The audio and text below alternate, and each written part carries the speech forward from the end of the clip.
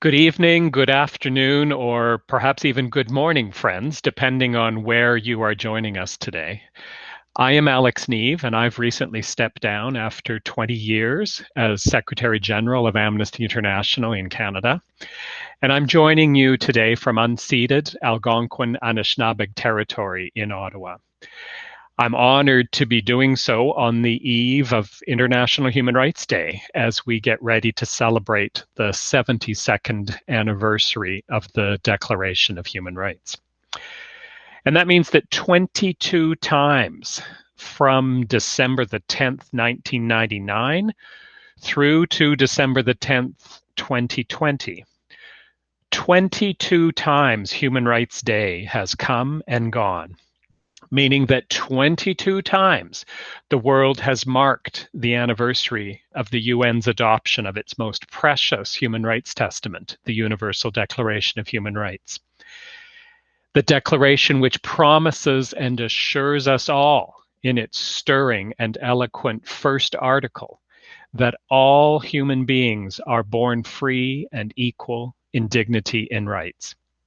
But over those 22 years, that has certainly not been the case for practitioners of Falun Gong in China. For throughout that entire time, year in and year out, the unrelenting, cruel, and systematic human rights violations by the Chinese government against practitioners and against their family members has deepened, expanded, and continued unabated.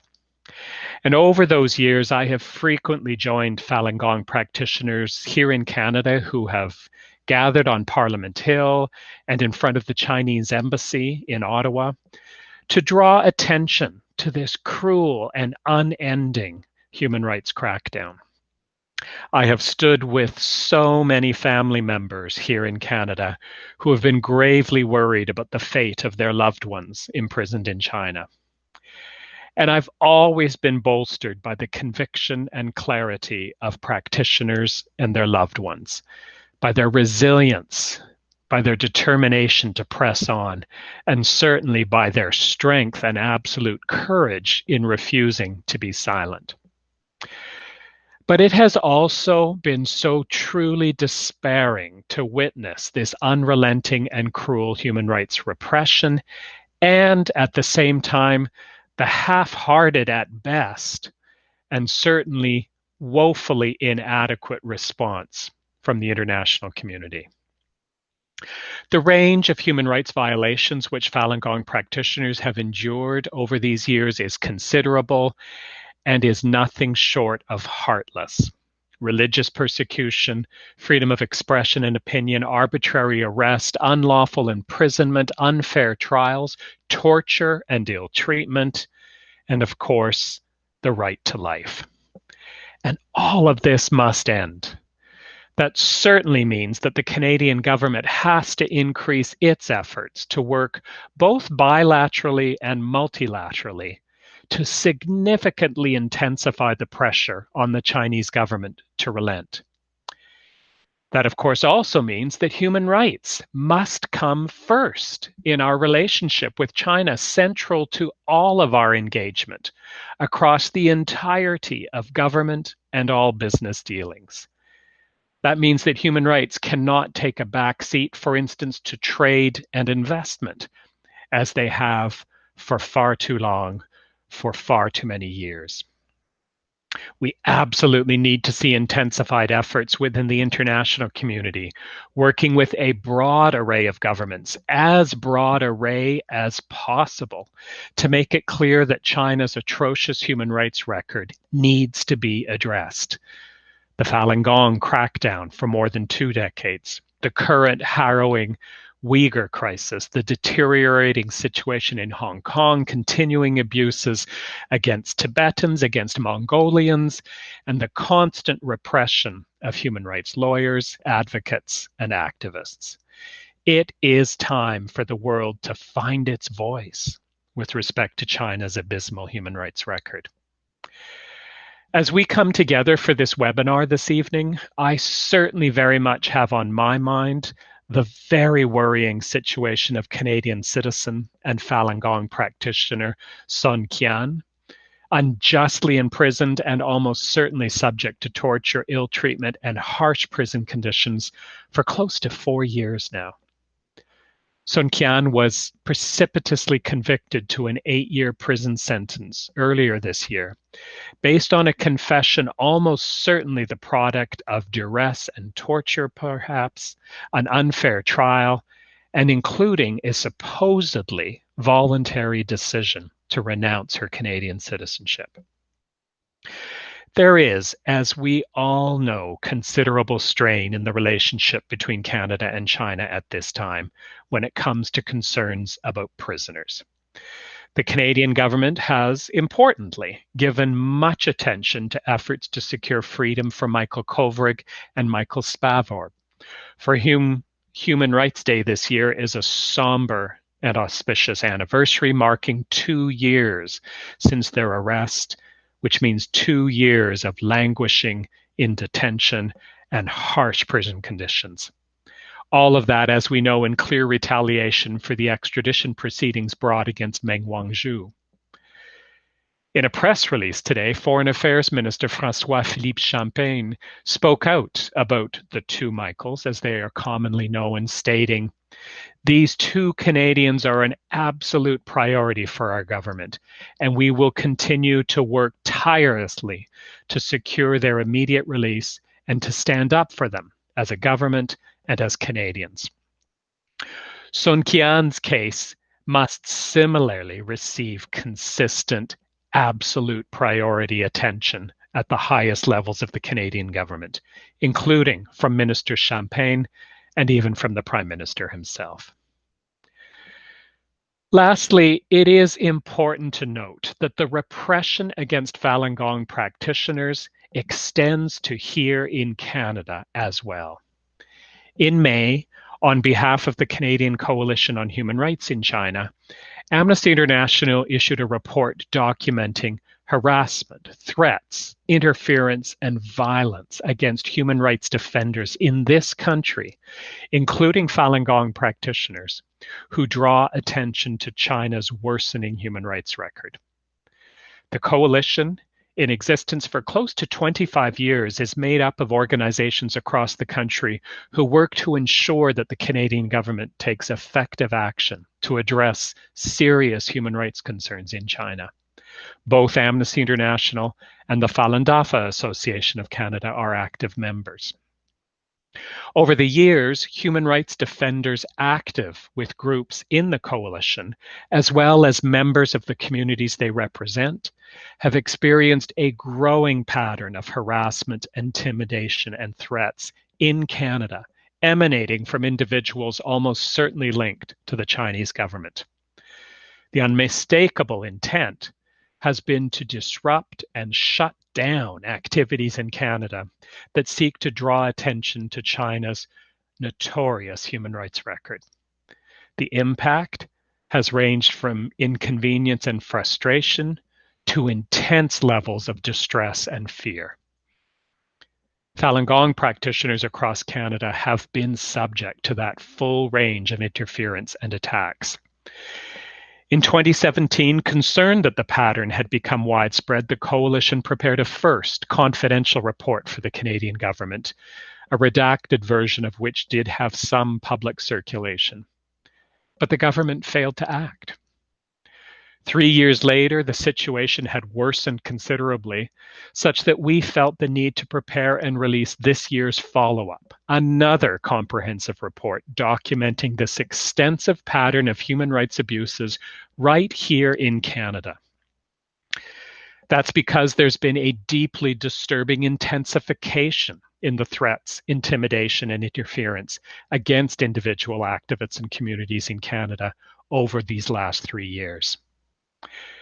Notably, these abuses are felt by all communities and groups concerned about human rights in China, including Falun Gong practitioners, people from Hong Kong, Uyghurs, Tibetans, and pro-democracy activists and human rights advocates. The threats extend to individuals in Canada, as well as their family members who still live in China.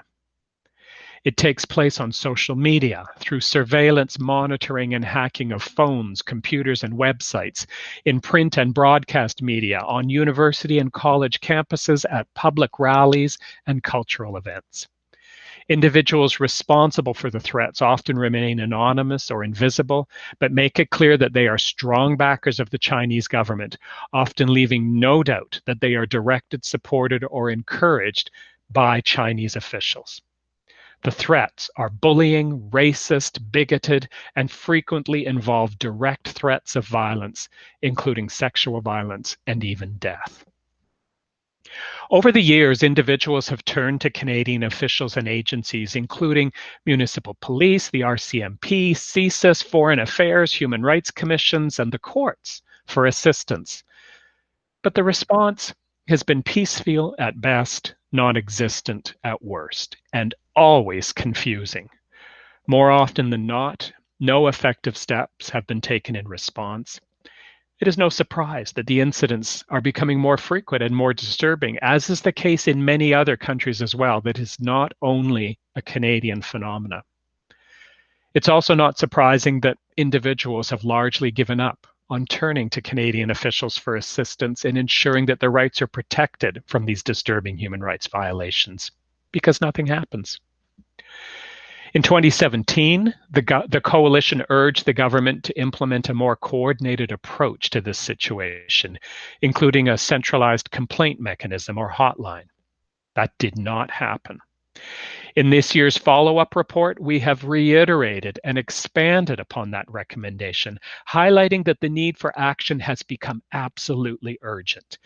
Among other measures, we are looking for a point person or a centralized focal point within government to collect information about specific incidents, coordinate a response across government departments and agencies, and ensure that appropriate action is taken on individual complaints. We all understand that geopolitical challenges of pressing the Chinese government to refrain from grave human rights violations within China. Those challenges, of course, can never excuse inaction. But there can certainly never be an excuse for a half-hearted and scattered approach to addressing human rights violations here in Canada that are linked directly or indirectly to the Chinese government. It is time for action.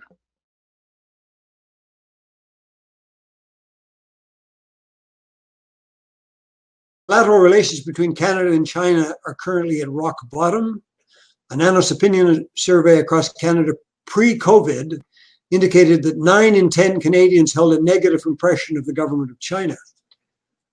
This is no doubt in part due to the arbitrary arrests of the two Michaels, who remain in inhuman prison conditions 2 years following Canada's house arrest of Huawei executive Meng Wanzhou. Jonathan Manthorpe, author of Claws of the Panda, correctly said recently that the Huawei affair shows that Beijing, quote, cares more about the fate of one red princess than it does about the whole relationship with Canada, close quote. Over the past 20 years, one of the major issues that has shaped Canada-China policy for the worse has been Ottawa's silence on the ongoing mass human rights abuses to its people, such as those who practice Falun Gong. In mid-2016, David Matus and I, as volunteers, did an independent investigation into the persistent claims of forced organ harvesting for Falun Gong practitioners in China. We released 2 reports and a book called Bloody Harvest. We concluded that for over 2 decades, Beijing's party state had directed a vast network of forced organ harvesting from prisoners of conscience, primarily Falun Gong, but also Uyghurs, Tibetans, and Christians who are killed for their organs. They are then sold to recipients in China, some foreigners. No regime in history has carried out such barbaric acts. Specifically, we found beyond any doubt that between the years 2000 and 2003, actually 2004, 41,500 organs were sourced, mostly from Falun Gong prisoners of conscience who were killed during the organ removals. We released an update on our investigation in 2016, We examined the transplant programs of hundreds of hospitals across China, drawing on medical journals, hospital websites, and deleted websites found in archives. We concluded cautiously that a minimum of 60,000 transplants per year were being performed across China as of mid-2016, not the approximately 10,000 that Beijing claimed. On June 17th of 2019, an independent China tribunal in London, chaired by Sir Geoffrey Nice, who had led the war crimes prosecution of Slobodan Milosevic at the International Criminal Court, released its final judgment on the allegations of organ transplant abuse in China. The tribune concluded unanimously, and I quote, "Forced organ harvesting has been committed for years throughout China on a significant scale, and that Falun Gong practitioners have been, and probably, the main source of organ supply." It added, quote, "There is no evidence that the practice having been stopped, and the tribunal is satisfied that it is continuing." In a Ottawa Citizen opinion piece, Canada's much respected Rabbi Emeritus, Dr. Reuven Bulka, later commented on Beijing's organ harvesting crimes.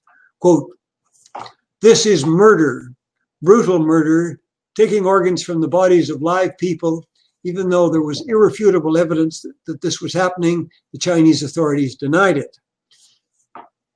Further, then in 2014, the Chinese authorities announced that they would soon be stopping this practice of taking organs from executed prisoners. They announced stoppage of a practice they had previously denied. They said, for the entire world to hear, quote, "The murders of which we are accused and which we deny ever happened will soon stop," close quote.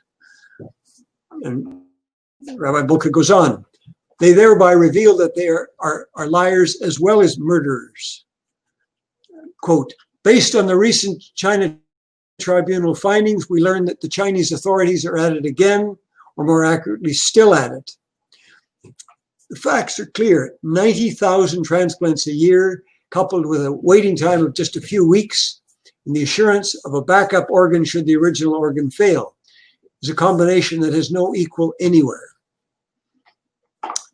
He also says, quote, "That is the reality in China, can only be explained as resulting from the murders of readily available prisoners, mostly members of the Falun Gong, but including Tibetans, Uyghur, Muslims, and Christian sects.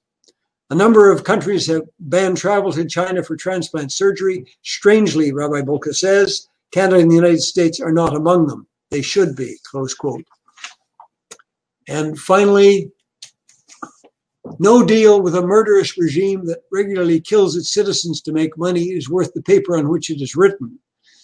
Any deal with China on any matter must include an insistence that this barbaric practice stop immediately, coupled with a mechanism whereby such stoppage is verifiable," close quote. Dr. Bulka says it all. He speaks for the Canadian universal values on this issue, just as he does at our annual Remembrance Day ceremonies in Ottawa so often on November the 11th. So, conclusion. Human Rights Watch recommended that last May that governments use Magnitsky laws and other targeted sanctions against Beijing officials implicated in organ pillaging.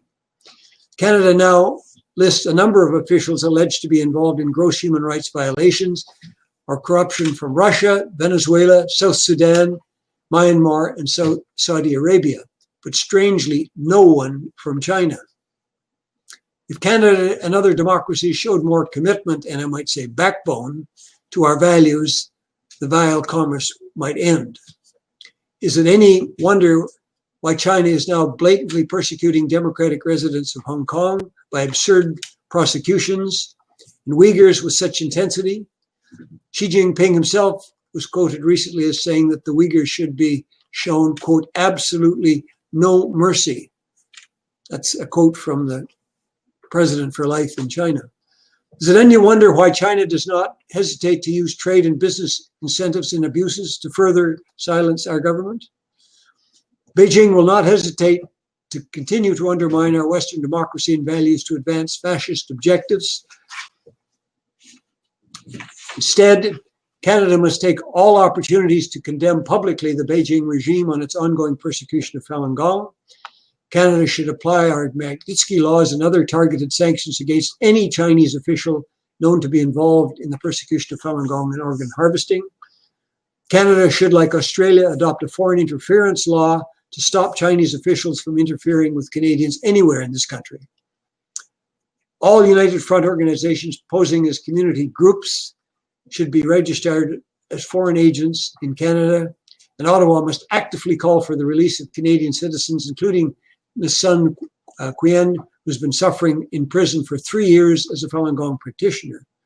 It's time to stop currying favor with one of the world's worst human rights abusers. Instead, it's time to stand on our values and block the Beijing party state from attacking Canadian values with impunity.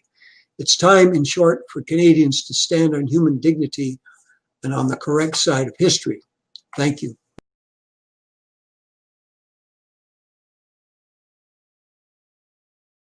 David Kilgour and I have written a report on the killing of Falun Gong for their organs.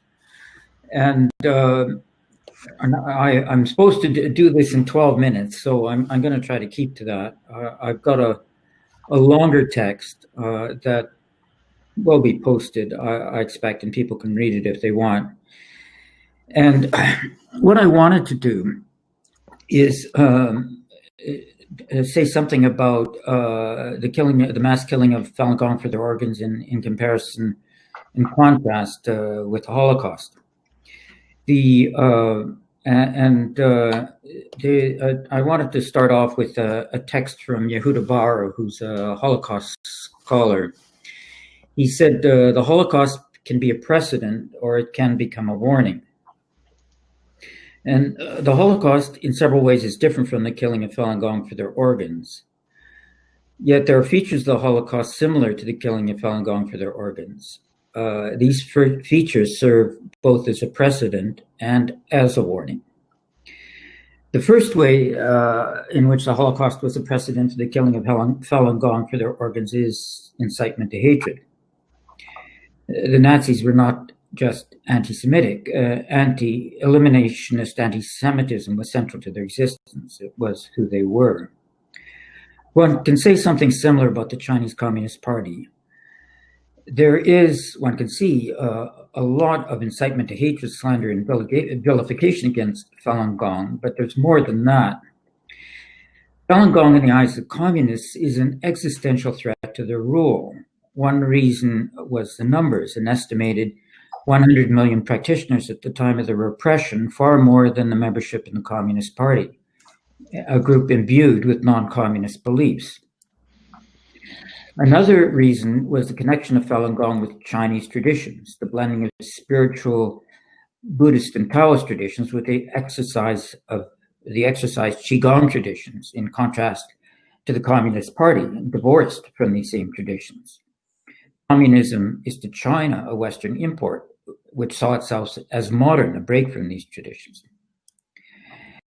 A second way in which the Holocaust was a precedent for the killing of Falun Gong for their organs was the impetus of money. The Holocaust has been called the greatest robbery in history. It involved the theft of well over 150 billion of assets of victims of Nazi persecution. Efforts are still being made today to recover those assets. Money was also a significant driver of the killing of Falun Gong for their organs. When China shifted from socialism to capitalism, the state withdrew funds from the health sector. Since 1980, government spending dropped from 36% of all healthcare expenditure to 17%. Hospitals needed to find private funding to replace state funding. Foreign and local sales of organs became the primary moneymaker. A third precedent from the Holocaust, which is relevant to the killing of Falun Gong for their organs, is the connection to advanced technology. The Holocaust was, unlike any other genocides before, the product of an advanced civilization at the forefront of humanity's culture, technology, medicine, legal, and administrative structures. The progress of European civilization made the Holocaust easier rather than harder to perpetrate. Transplant technology is a relatively recent medical advance. It did not exist in Nazi times. This technology, though designed for human betterment is, like all technology, morally neutral. The innovators of transplant technology, one can assume, never imagined that what they developed would be used to murder prisoners of conscience and sell their organs for huge sums. As the Communist Party of China has shown in spades, transplant technology can be used to advance evil as much as good. A fourth Holocaust precedent is the absence of relevant standards. After the Holocaust, and because of the Holocaust, a whole sequence of international human rights instruments developed, which imposed duties on individuals, not only on states, and granted rights to individuals, not only to states. These instruments filled gaping holes in the international human rights spectrum. Today, we see the same gaping holes in the instruments, standards, and mechanisms necessary to combat cross-border organ transplant. Legal and ethical standards are mostly silent on the subject of cross-border transplant abuse. The fifth precedent in the Holocaust relevant to the killing of Falun Gongs for their organs is the sense of impunity. Nazi mass murderers were eventually brought to justice through Nuremberg and other trials. However, at the time they committed their crimes, they were convinced that this would never happen, and for sure it wasn't happening in Nazi Germany. Today in China, no one is prosecuted for participation in state-sponsored killing of Falun Gong for their organs. There is impunity for these crimes in China and even abroad because of the gaping holes in the legal system of remedies, which I just mentioned. A sixth relevant precedent from the Holocaust is cover-up. Once the Nazis came to realize they would lose the war, they began a systematic effort to destroy installations and documents which would provide evidence of the Holocaust. This denial, obfuscation, and cover-up are an essential component of the systematic killing in China of Falun Gong for their organs. Inculpatory evidence on Chinese websites disappear almost as soon as outsiders quote them. The seventh relevant precedent from the Holocaust is intimidation. The Nazis formed paramilitary units, the stormtroopers and the SS, who threatened and beat up Nazi critics. When it comes to the Chinese Communist Party, I myself have seen or been the target of similar intimidations, a death threat in 2008 and a drive-by shooting directed at the offices of those who were hosting me to speak in Australia in 2010. An eighth relevant precedent is confused priorities. The Allied powers did not bomb Auschwitz when it was well within their powers to do so, in part for the reason that the Allies were committed to bombing exclusively military targets in order to win the war as quickly as possible. Yet, since the whole point of the war for the Nazis was to kill the Jews, bombing Auschwitz would have been a direct attack on the Nazi intent and purpose of war. We see similar confused priorities when addressing the killing of Falun Gong for their organs. All too many human rights advocates who are focused on combating human rights violations in China have chosen as priorities those violations most amenable to change rather than the worst violations. So, for instance, we see a lot more effort from the larger international human rights organizations directed against the death penalty in China than directed against the killing in China of prisoners of conscience for their organs. The ninth precedent of the Holocaust relevant to the killing of Falun Gong for their organs is incredulity. When the Holocaust was happening, many who heard about it found it hard to believe what they were hearing. The Holocaust was such an incredible event that to a cursory observer, even in retrospect, it is almost impossible to fathom. It is one thing to hear about the Holocaust. It is quite another to accept it and understand it as part of human experience. We face the same incredulity when we tell people, even knowledgeable people, about the mass killing of Falun Gong for their organs. It is so beyond their personal experience what they have come to know that they find it hard to believe, even when faced with overwhelming, irrefutable evidence. The 10th and last precedent from the Holocaust I wanted to address is linkage. For the Nazi German leaders, World War II was a cover for its planned murder of the Jews. Yet it was not only Jews who were killed. Total casualties during World War II were 62 million, not just the 6 million Jews. 25 million military, 37 million civilians, 31 million non-Jewish civilians died in the war. Today, it is not just Falun Gong who are being killed for their organs in large numbers. It is also Uyghurs. Investigative journalist Ethan Gutman estimated that a minimum of 25,000 Uyghurs per year are now victims of forced organ harvesting. Massive, prolonged, arbitrary detention of Falun Gong and the willingness to kill them for their organs gave China what seemed at the time to be an inexhaustible source of organs for transplants. However, by 2018, the huge global demand for organs, its gravitations towards China, and the substantial depletion of Falun Gong prisoners meant that Chinese hospitals needed another large captive source. Uyghurs have supplemented Falun Gong as victims in the Chinese and global forced organ transplant supply chain.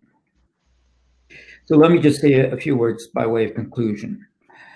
Yehuda Bauer, in the text I quoted, wrote that the Holocaust can be a precedent or it can become a warning. In my view, it can be both. And in the case of killing of Falun Gong for their organs, it has been both. The China Tribunal in June 2019, after concluding beyond a reasonable doubt that the government of China has been and continues to kill Falun Gong en masse for their organs, wrote that any who interact in any substantial way with the People's Republic of China should recognize that they are interacting with a criminal state. We have all been, and we should be, warned. Thank you. Those are my remarks.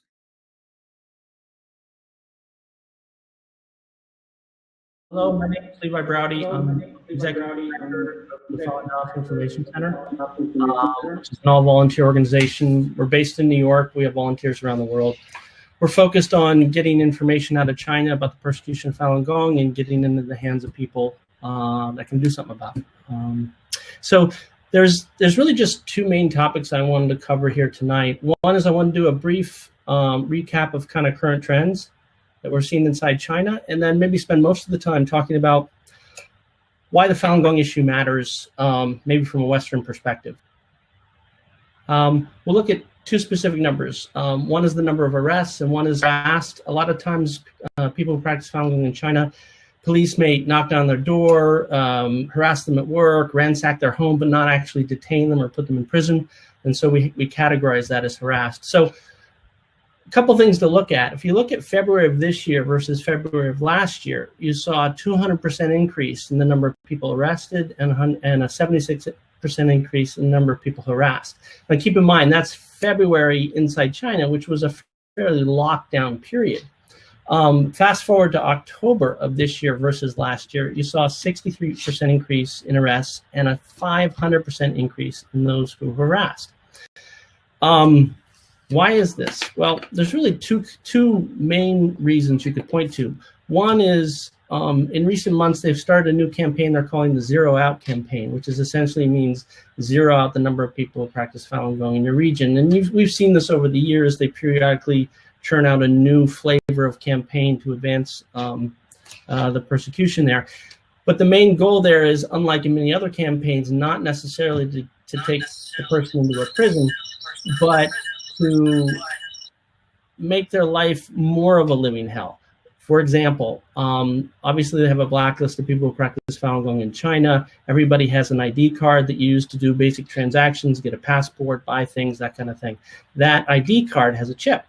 And so if you are a Falun Gong practitioner, you're on this blacklist, that comes up every time you try and do something like try and get a passport. In some cities, police actually have devices where it gets pinged when you have somebody on a blacklist that's within at least a 30-feet radius of you.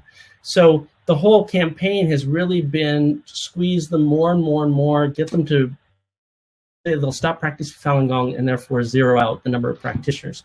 And I think this is one of the reasons you're seeing an escalation in the number of arrests and the number of harassments, even though at varying time periods this last few years, cities have been under lockdown. The second reason is actually the pandemic itself. Over the years, the persecution of Falun Gong largely started as a persecution of a religious group inside China. As the crimes that they committed over the years increased, it became a campaign to both persecute this religious group and also keep quiet what they've done. And then as Falun Gong became more adept at getting information out of China, it became a a campaign to try and squelch this network of information. And indeed, that's what you see in a lot of these, some of the harassments and some of the arrests.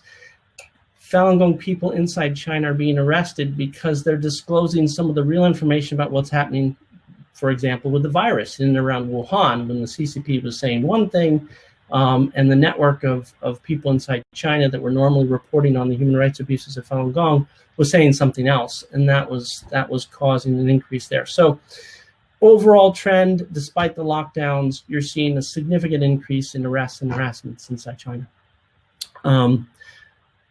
Let's move on to the second thing I want to talk about, which is why this matters. And I'll talk about this from a few angles. First of all, aside from, obviously, anytime there's a significant human rights abuse against a group of people, that's something we should all care about. It degrades the whole moral integrity of our world, and that's something we should be standing up for. There are other parallel reasons to take some of this seriously. One is that the Falun Gong persecution in a way has been a testing ground, or I'd even call an incubator, for 21st century tyranny. Let's take a look at a couple of examples. Torture has been prevalent on this planet for forever. But with Falun Gong, the way in which they refined practices to torture in order to brainwash, in other words, to break someone's spirit, get them to pledge allegiance to the CCP, this was actually, for lack of a better word, a discipline. They actually had people in some of the more quote-unquote successful labor camps, such as Masanjia, toured other parts of China and trained the people there. How do you more quickly and readily break a Falun Gong practitioner? How do you brainwash them? Refining this technique of brainwashing is now being used on Uyghurs and other groups, as well as torture techniques. The Tiger Bench, for example, became highly used on Falun Gong and refined on Falun Gong, and now you're seeing it showing up in cases of Uyghurs and other groups.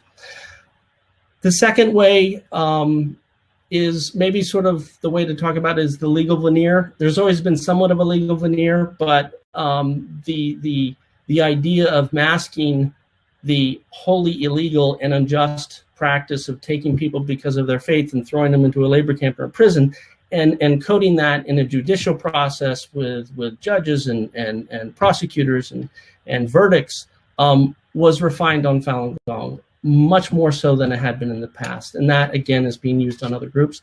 And I think the third thing to mention would be the firewall.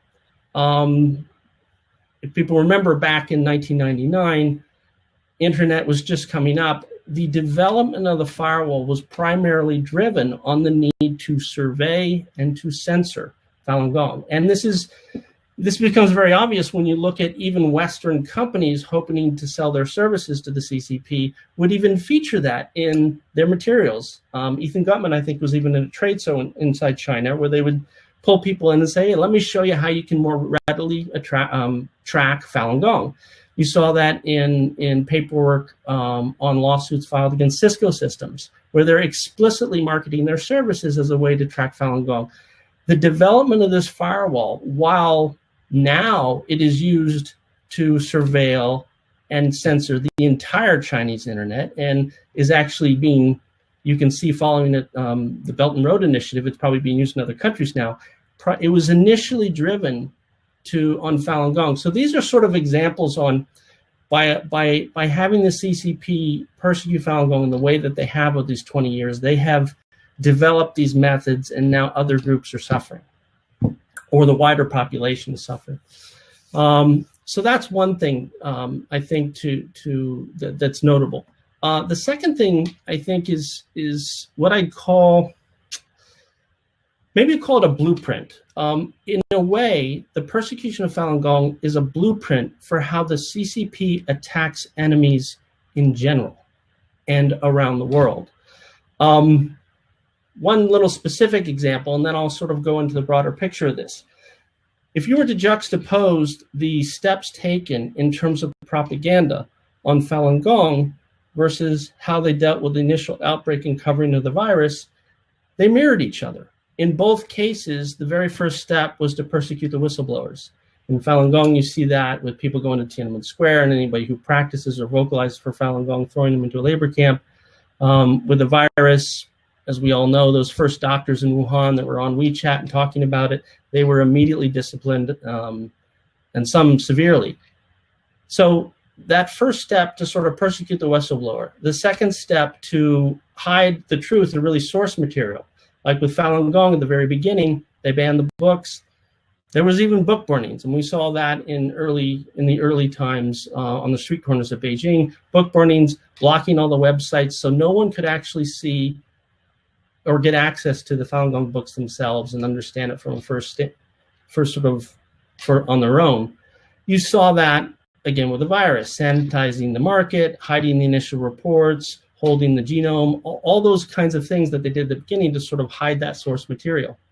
Propagating lies. This is a big one with Falun Gong, especially because Falun Gong was so unknown and remains somewhat unknown in the West. Their ability to just make up anything they want, that Falun Gong is crazy or suicidal or what have you, and have that kind of stick, it really worked. You saw the same thing with the virus. They took the story about the Italian doctor, and suddenly for a week or two, the story was that the virus actually originated in Italy. And then their narrative changed. Then the narrative was, oh, the US military. This came from the military and was planted in China. So this idea to sort of propagate lies and kind of saturate the space, no matter how sort of outlandish, you saw in both cases. And you also saw cases of sort of bending the will of credible third parties, which I'll get into a little bit later. In the case of Falun Gong, compromising world leaders or some media outlets to either take the position of the Chinese Communist Party or just be quiet about the persecution. You saw that, I think, in some of the interactions with the CCP and the WHO. And you know exactly what happened, if they were misled or what have you. So these steps of how the CCP does propaganda, if you look at what they've done with Falun Gong, you see that that's how they do this in any time they're going after something or need to hide something or dealing with something. So I think it's very informative to look at the persecution of Falun Gong as somewhat of a blueprint. Now, I want to zoom out a little bit and get into a couple of bigger picture things. Two Chinese colonels back in 1999 authored a book called Unrestricted Warfare. And in it, they outlined this policy, which apparently has been in effect for over 20 years, of using every sector of society to try and undermine the West, particularly the United States. And it's really sort of the kitchen sink mentality. In a communist country, they have control over government, judiciary, business, media, even religion, education, and utilizing that to go after an enemy in multifaceted ways. You see that kind of mentality being unleashed on Falun Gong. And it's across the spectrum. Let's take the political spectrum. There's a couple things to note there. When the persecution first started, Jiang Zemin was meeting Bill Clinton, I think in the APEC meeting at the end of 1999. One of the first things he did was handed Bill Clinton a book, Slandering Falun Gong, explaining the persecution. I mean, it was that important. 2 years later, when Condoleezza Rice was just taking office as the National Security Advisor, she was having her first meeting with two high-level or counterparts with the Chinese embassy. They pulled out a prepared statement and started reading it, and it was all just, you know, propaganda against Falun Gong. Finally, she got so fed up, she kicked him out of her office.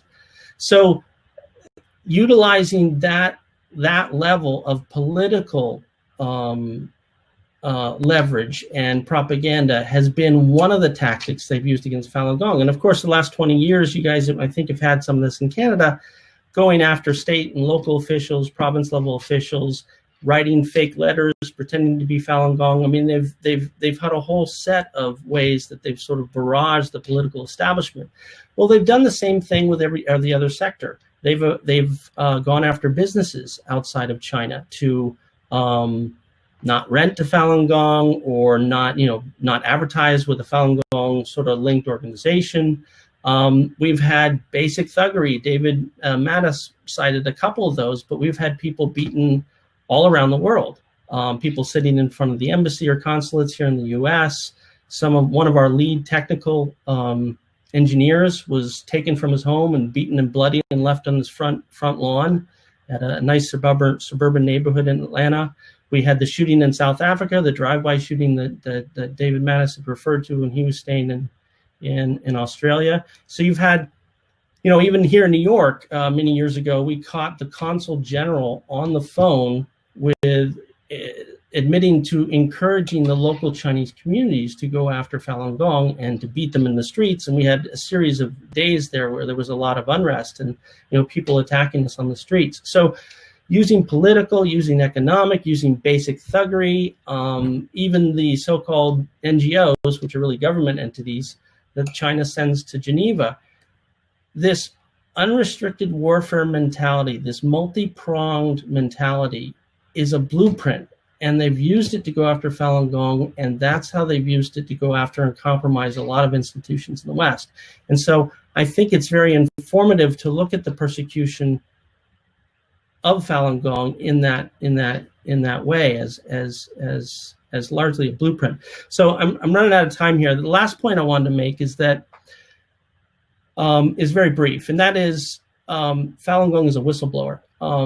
Today, Falun Gong has, via volunteers and sort of very heroic people throughout China, has certainly the largest network of people who are getting information out of China from every province and every city.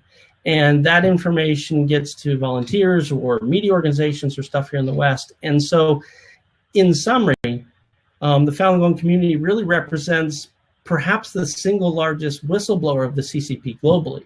And so, that's an important network to understand, to tap into, not just to address the Falun Gong human rights issue, but understand the mechanisms and the nature of what the CCP is up to and the threat it may pose to our governments, our institutions. And I think that's that. I'll leave you at that point, is that the information coming out of there and the insights gathered from that network could be enormously valuable for all of us. So let me leave it at that.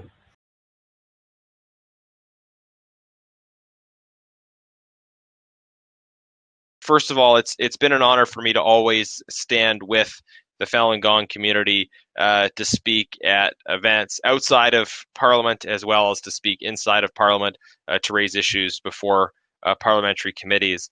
And one of the things that I've noticed over the last few years in the context of my time as a parliamentarian is the sort of broadening of the discussion around human rights abuses, security threats, and other issues coming from the Communist Party of China, and a really strong sense of collaboration and solidarity between different groups who are victims of state action by the Chinese Communist Party.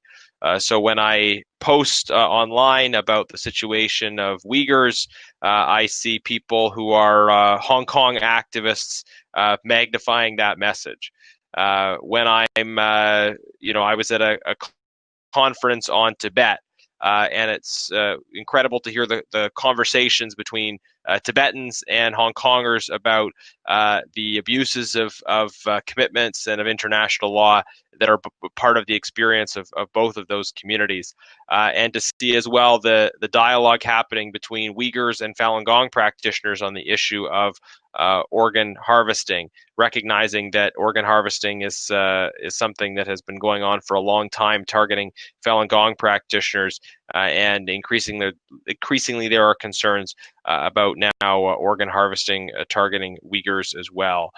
So I want to just recognize the experience of and the work and the leadership of people from the Falun Gong community, not only in highlighting issues of the persecution of Falun Gong practitioners and the need for a response to that, but also the way in which you are leading in helping other communities and collaborating with other communities of victims, Tibetans, Uyghurs and other Turkic Muslims, people from Hong Kong, the Christian community in China. And we don't, I think, always talk that much, unfortunately, about the experience of the Christian community in China, but there's obviously a significant and escalating persecution of the Christian community as well. So So you very much recognize the experience of Falun Gong practitioners and the leadership of the global Falun Gong community on a broad range of issues.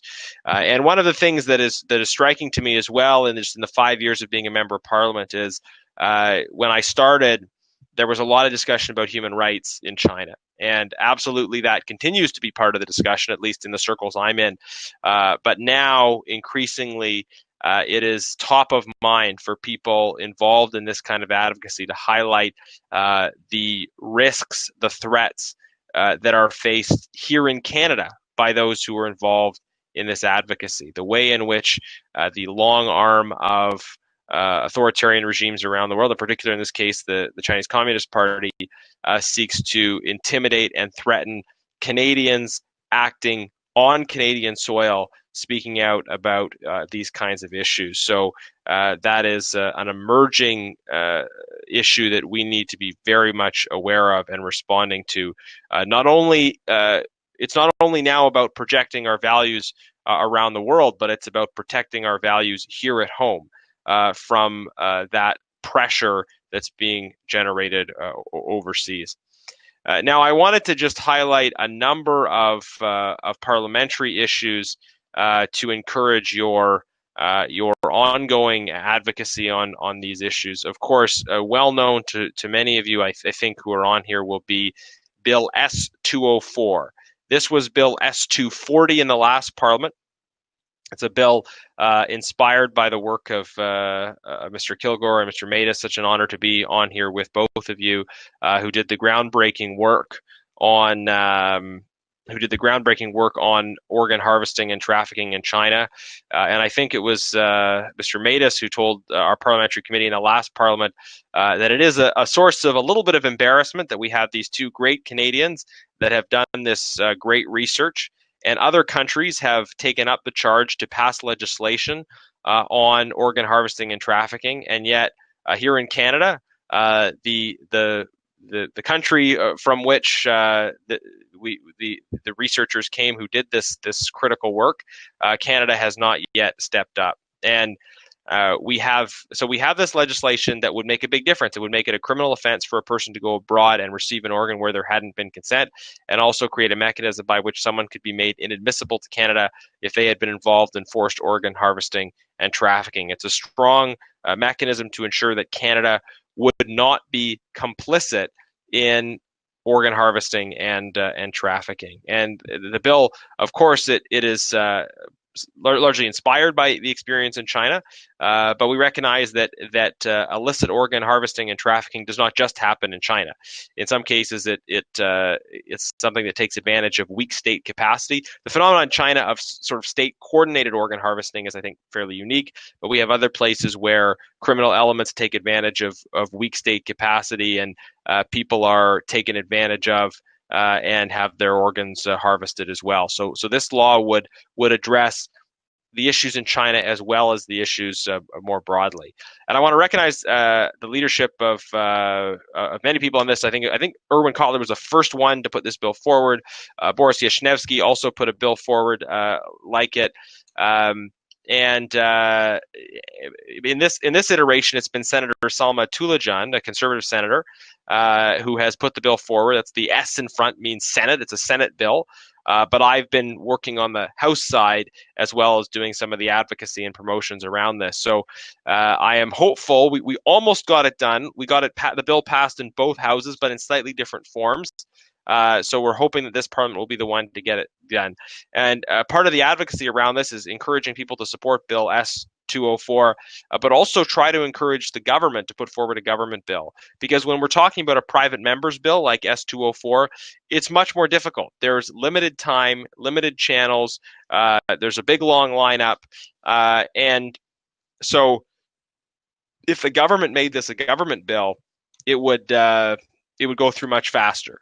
And we would be sure to be effectively at the front of the line. So encourage government members, cabinet ministers, everyone on here, use those connections.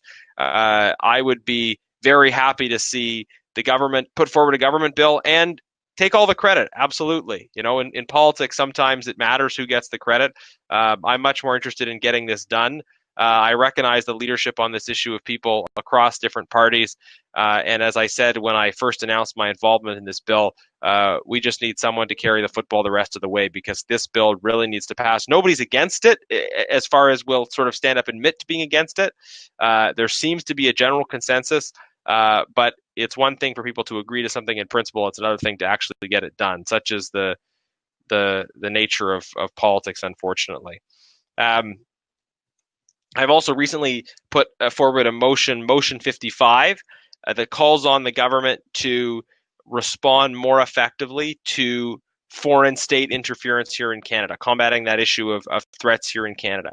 And that motion calls for action at the federal level, but also cooperation with provincial and municipal leaders, because we know this response to intimidation requires a coordinated response across jurisdictions, and awareness strategies, collaboration with local police forces, all the way up to the federal government and everything in between.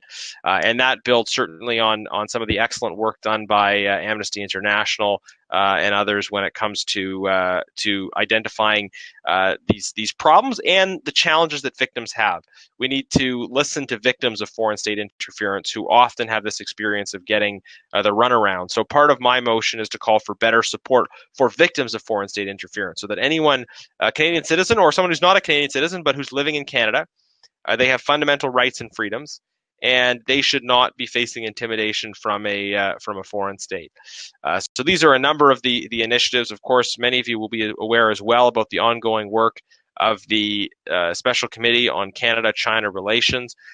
We are kind of wrapping up a study on the situation in Hong Kong. We're now going to proceed to a study on national security, and we need to, I think, understand the link between abuses of human rights in a country and threats to national security, because any country which threatens the fundamental rights of its own people is inevitably going to be a menace to other countries around the world as well. And I think we see the connection between those things as well with the actions of the government of China. So these are some of the initiatives that are going on in Parliament right now, and I would encourage everyone who's listening and following to be engaged on these issues, to be contacting their members of Parliament. I know the Falun Gong community is very active on petitions as well, and I think those are a great channel for highlighting issues in Parliament. We have so many petitions on the organ harvesting issue, and every day almost in Parliament we have multiple members presenting petitions on organ harvesting, and now we've got many petitions on calling for recognition of the Uyghur genocide, and I'm always keen to table more of those petitions. It's just a way of constantly, every day as much as possible, putting issues on the agenda and reminding parliamentarians, the government, people that are watching Parliament about the importance of these issues, and forcing the government to table their responses. So I want to maybe just conclude by, on that note, by just recognizing the incredible engagement and advocacy of the Falun Gong community in Canada, continuing to bring forward and be persistent on issues like human rights, organ harvesting specifically. Persistence is the only way to advocate when it comes to politics. I often think of the old text of the unjust judge and the persistent widow, who is constantly she is constantly demanding justice from the judge. And in the story, this is from the Christian scriptures, the judge is an unjust judge. He's not interested in listening, and then he finally says to her, not because I'm in any sense moved by morality, but because you've annoyed me so much, then I will listen and give you justice. And this has to be, I think, the spirit that we bring to politics, that hopefully people are motivated to respond to our advocacy by our appeal to their humanity and to justice, but if nothing else, our persistence in highlighting these issues will eventually lead people to give in and support just measures, if nothing else, just to get me to stop constantly tabling petitions every day and repeating the same thing over and over again. So thank you all for your advocacy. It's such a pleasure to work with you, and thank you for letting me be part of this conversation.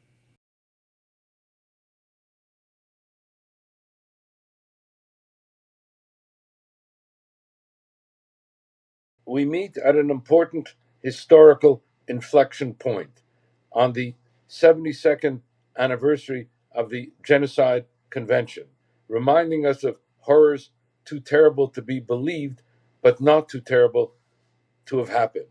The Never Again Convention, which has been violated yet again, again, and again.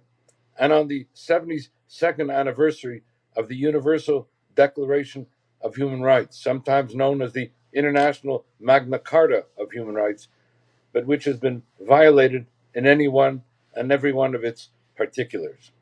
And we meet also in the 22nd anniversary year of the CCP's eradication campaign against the Falun Gong, the criminalization of fundamental rights and fundamental freedoms, of freedoms of expression and religion and belief and association and assembly, where a spiritual and exercise meditation group is dehumanized and demonized as if it were a criminal cult, where a group espousing the ancient Chinese values of truth and compassion and tolerance is targeted for exclusion and extinction, and where the members of the groups have been the ongoing targets of illegal arrest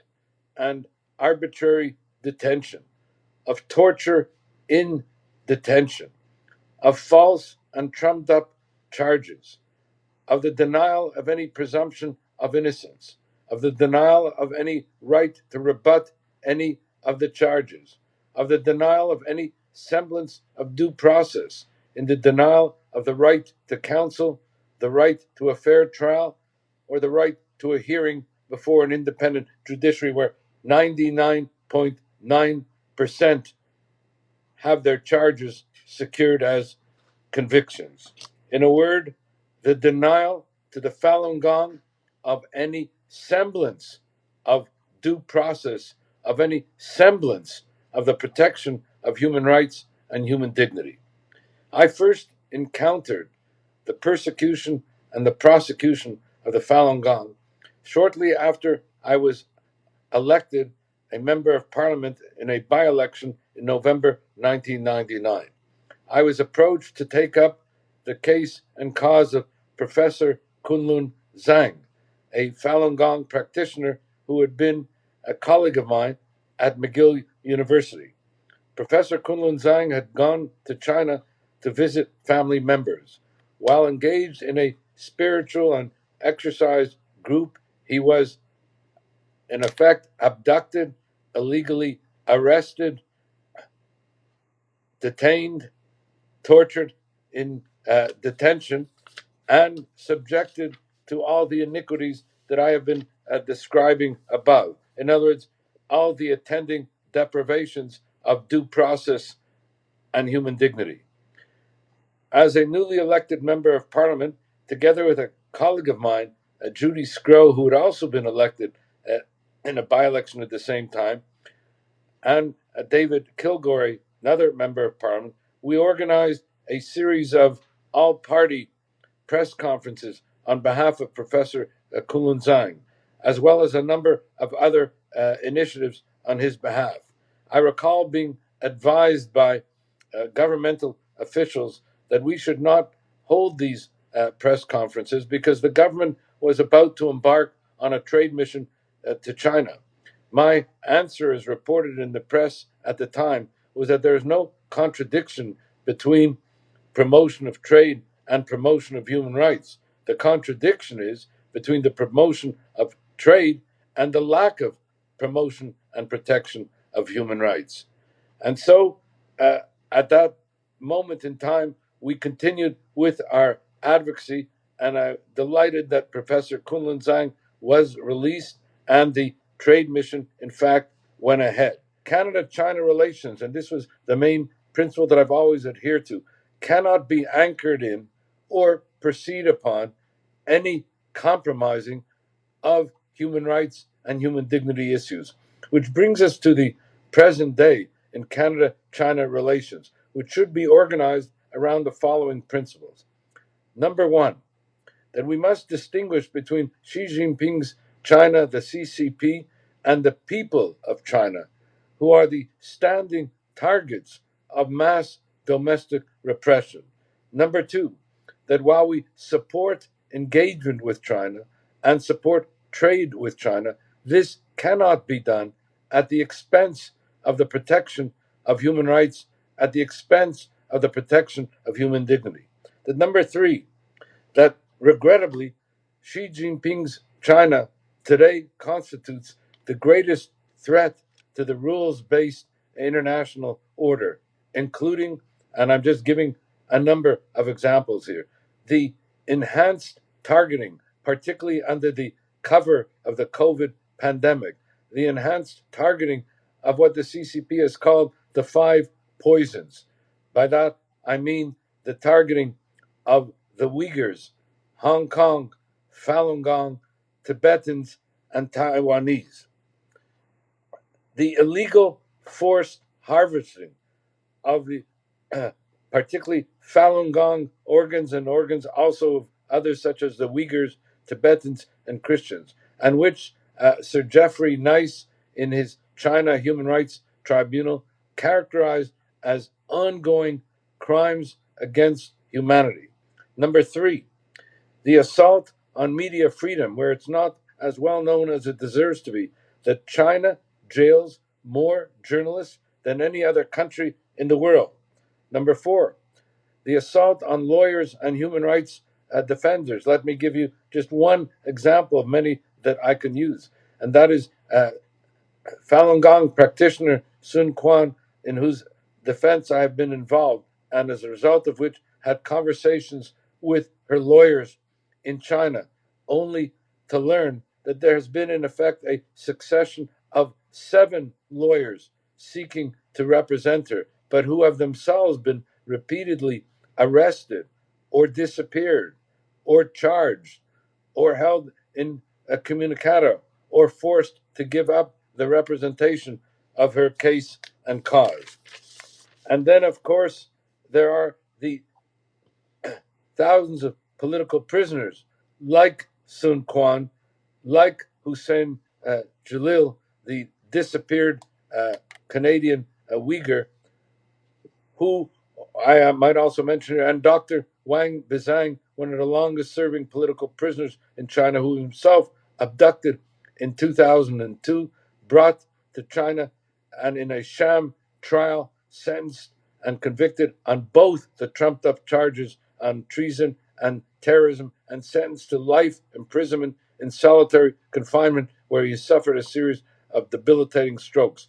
And so the question is, what then do we do? And let me, for reasons of time, just summarize in a kind of shorthand the actions that we need to take. Number one, it is our responsibility to expose and unmask the culture of criminality and corruption and the impunity which underpins it, which can be seen through the looking glass, as I've mentioned, of the persecution and prosecution of the Falun Gong, which regrettably has fallen off the international radar screen, but which has to be returned to the public human rights agenda and become a priority with respect to our concerns and our advocacy.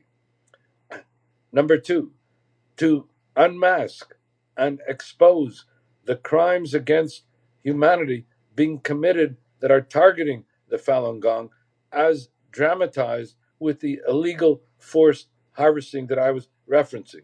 Number three, to adopt legislation like the private members bill that I initiated, that's still on the agenda, now taken up by Garnett Genuis, to make organ tourism a crime. Number four, to impose Magnitsky sanctions on those responsible for the persecution and prosecution of the Falun Gong, and in particular those responsible with regard to the crimes against humanity in the illegal organ harvesting. I might add that Magnitsky sanctions, as we speak, have now been adopted by the European Union, and this makes our leveraging of the issue of Magnitsky sanctions all the more compelling, as we can join in concert now also with the United States, with the United Kingdom, and with the European Union to that effect. Number 5, to counter the bullying of Xi Jinping's China, where they target countries one by one, Australia, Japan, Canada. And what we need, and that is why we formed some 6 months ago, is an Inter-Parliamentary alliance, re China, to reverse the asymmetrical power relationship where China uses its economic power and otherwise to bully countries one by one, as I said, but now we mobilize parliamentarians in concert, hundreds of parliamentarians from over 25 democracies. And what we need, and we may also find, is an intergovernmental alliance, the CCP, an alliance of democracies to counter the bullying of Xi Jinping's CCP. Number 6, to protect against the threats and harassment of the supporters of the Falun Gong here in Canada, and as set forth in the China Coalition on Human Rights, to adopt those recommendations to counter the intimidation and foreign penetration here in Canada. And this would lead me to a 7th point, and that is to adopt, as Australia has done, a foreign interference law to protect against the foreign penetration, intimidation, and harassment of Canadians. Number 8, to implement the recommendations of the high-level panel of legal experts on media freedom, of which I am a member, particularly one of their recent recommendations, which is to adopt emergency visas, journalist-specific programs to provide a relief and refuge for journalists at risk, particularly those who've sought to cover issues of persecution and prosecution of Falun Gong and other targets of human rights in China. Number 8, to take up the case and cause of political prisoners. And when I speak of political prisoners, I'm speaking in particular of Canadians that are imprisoned in China. We just marked the 2-year anniversary of the imprisonment of the 2 Michaels. But let us not forget that they are not the only 2 languishing in Chinese prisons. I mentioned Falun Gong practitioner Sun Quan. I mentioned Hussein Shalil, in effect, the disappeared Canadian Uyghur. And I mentioned Wang Bizang. We have to take up the case and cause of these political prisoners who have an express Canadian connection. And number 9, we should make a determination, a full parliamentary determination, adopting the recommendation of the Foreign Affairs Subcommittee on Human Rights to make a determination that the mass atrocities targeting the Uyghurs are acts constitutive of genocide. In a word, and with this I close, it's our responsibility to speak on behalf of those who cannot be heard. And this applies expressly with regard to the situation of the Falun Gong, who, as I said, have unfortunately fallen off the international radar screen. To bear witness, and here too, in relation to the Falun Gong, to bear witness on behalf of those who cannot or are unable to testify, to act on behalf of those who are putting not simply their livelihood, but indeed their lives on the line, as in the case of the Falun Gong, and therefore to secure justice for the Falun Gong and accountability for the violators, the whole in the pursuit of international justice. Thank you.